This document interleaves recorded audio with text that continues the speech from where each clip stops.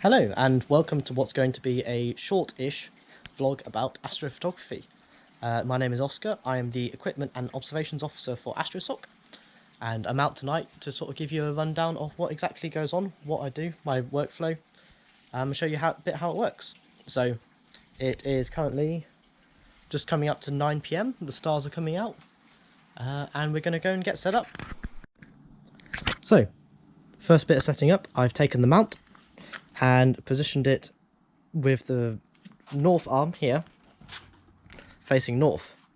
I've then adjusted the legs with the spirit level to make sure it is about as level as I can get it, and then that will make my alignment and tracking a lot easier. Okay, so now I've assembled the telescope. I've put the leg spreader on the bottom to give it a bit of extra stability, and then I've got the mount head, the counterweight and the optical tube assembly. And I thought this would be a good time to just give a rundown of what equipment we have. So the mount I'm using is a HEQ5 Pro German equatorial mount. This lets me guide to a star and track it so I can get long exposures. Mounted on it we've got a Altair Astro Starwave 80mm triplet. Then we've got a field flattener to just correct the field a bit, and then my Canon 6D DSLR. And then on top of it, mounted on this guide plate, is a generic 50mm guide scope with a mini ZWO 120mm monochrome camera. So then this lets me align and guide. And guiding I'll get to later, but is very important. Okay, so we've got the telescope mounted on, so now we're going to balance it. And to do that, we're going to start with the right ascension. So we're going to loosen the right ascension clutch and move it to a horizontal position. And just sort of move it around a bit, and you can see it falls to the counterweight side down. So this is counterweight heavy. So this needs to move up.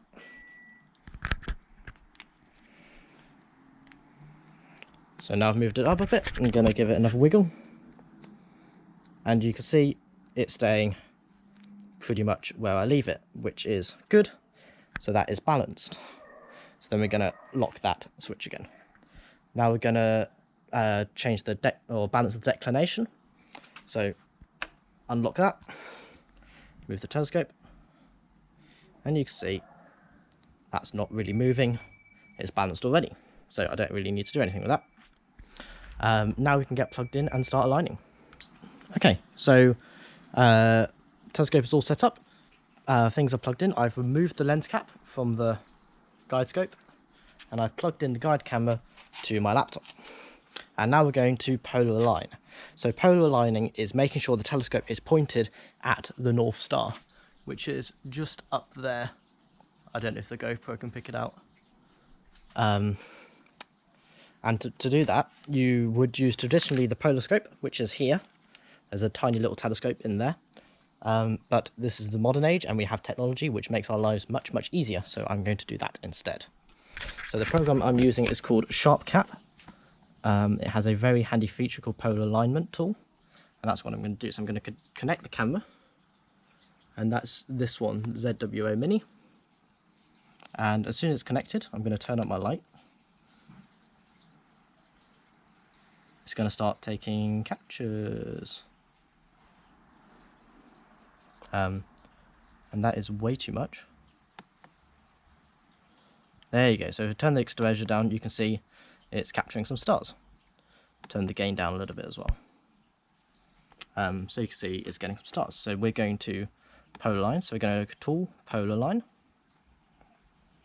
And here it's working. It's trying to do what's called plate solving.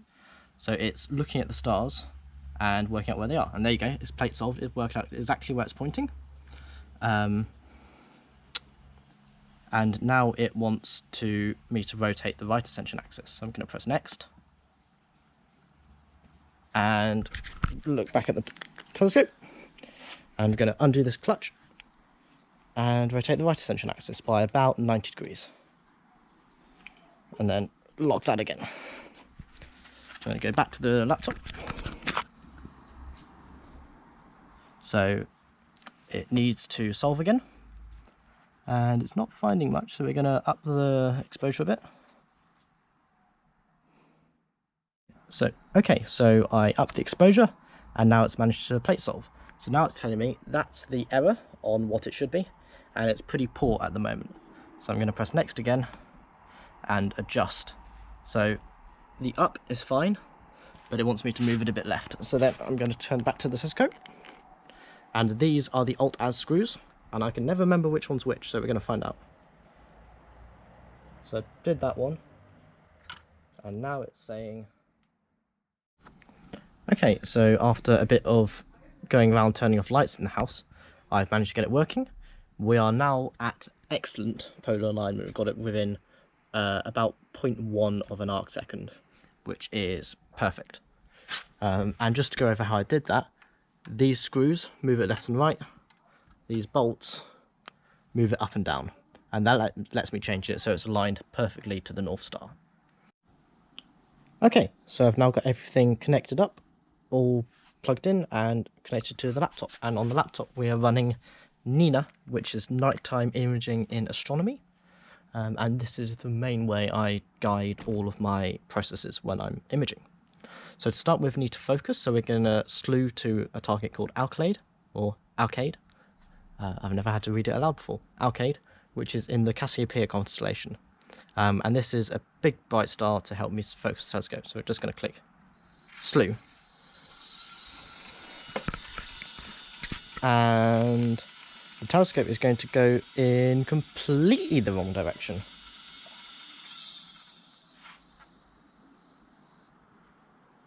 Oh no.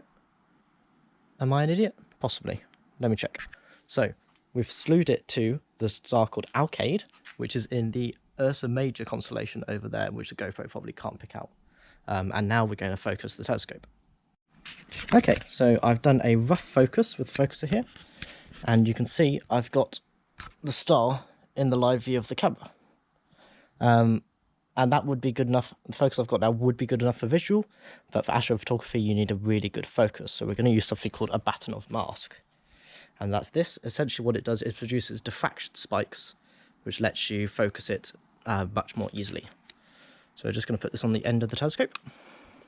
So you can see now, we have, if I turn that off, some diffraction lines on the star.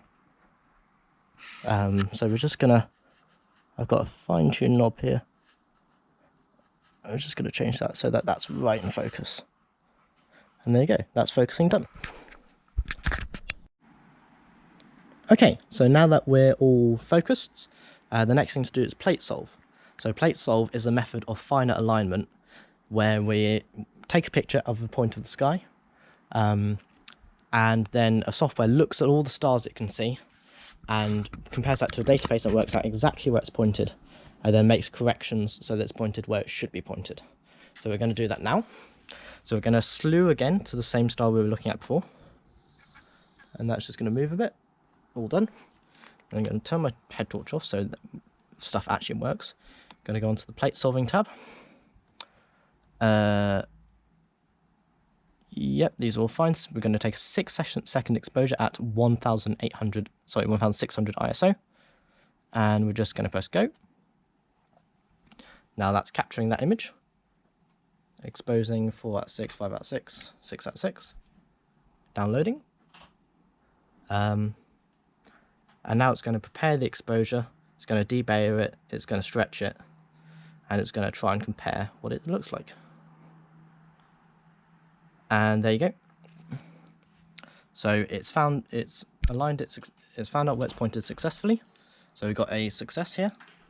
But the telescope's not within tolerance, so it's syncing and reslewing, and it's basically going to repeat this until we are within its tolerated error margin. Temporary intermission. I found a frog. Okay, so the telescope has decided it's happy with where it's pointed, so now we're going to point to our target for the evening. Now, today I am shooting the North American Nebula. So we're going to go to the laptop again, and in the framing tab, we're going to open up, and I'm going to input the North American Nebula, click load image, and that should load. Yeah, there you go. This is what it looks like, sadly in black and white. Luckily I have a color camera. So all my settings are preloaded, and we are going to slew and center. So this is going to move to the nebula and then plate solve again to make sure it's centered. Okay, so it's finished plate solving. It's happy where it is. We're pointed at our target. So now's the time I'm going to move my laptop inside and we're going to start the sequence. Okay, so we're set up inside now. I've got the cable running outside. This is a big old USB extension cable that's plugged everything in. So we're inside and my laptop doesn't have to sit out in the cold. So I've resaluted the target and we are now in the guiding tab. So I've turned my head touch off so you can see. The mount isn't perfect, and the longer exposures you want and the higher focal length of the telescope you have, the more you're going to have issues with getting a good photograph. So what you do to counter this is guiding. So the little scope on the top with the other little camera takes a bunch of photos constantly, and it picks a star and it says I'm going to keep that star in that position, and it sends signals to the mount to make small corrections to keep it rock steady, keep the guiding rock steady. So that's what we're going to do. So we've got this loaded up and we've got it connected to the camera. Okay, so we're going to press the button down here and that's going to automatically select a star it wants. So it's chosen that one up there, and then we just press the button to begin guiding. And it's going to give me a tip, which I don't want, close. And now it's going to do some adjustments and get that guiding. Okay, so that has now ticked to start, it's made the corrections and it's guiding. And you can see here we have a guide graph, and at the moment that is very, very good. So that just shows what sort of errors it's having to correct for. And they're all less than 1 degree, so that's fine. If it gets over 1 degree consistently, then we have problems. So we're going to go back into Nina, and we're going to load a sequence. Okay, so we've loaded up the sequence set, and this is going to salute a target to start with, and it's going to center on target, and it's going to start the guiding. The guiding is already on, so that's easy. And then this is what we're doing. So I'm only going to do a test for the moment because I haven't shot this before, and I don't know what settings I'm going to need. So we're going to start with 5 exposures at 120 seconds. And we're going to have dithering on, and we're going to dither every 4 frames with 1/600 gain, and we'll see how this goes. Okay, and here we are. This is the exposures it's taking. I reckon this is pretty good. This is 2 minutes at 1/600 on a new moon. And we're going to take a bunch of these tonight and then stack them and see where we end up. So that's me signing off. I'm now going to do a time lapse, so you should get some very pretty stars and telescope moving over the night.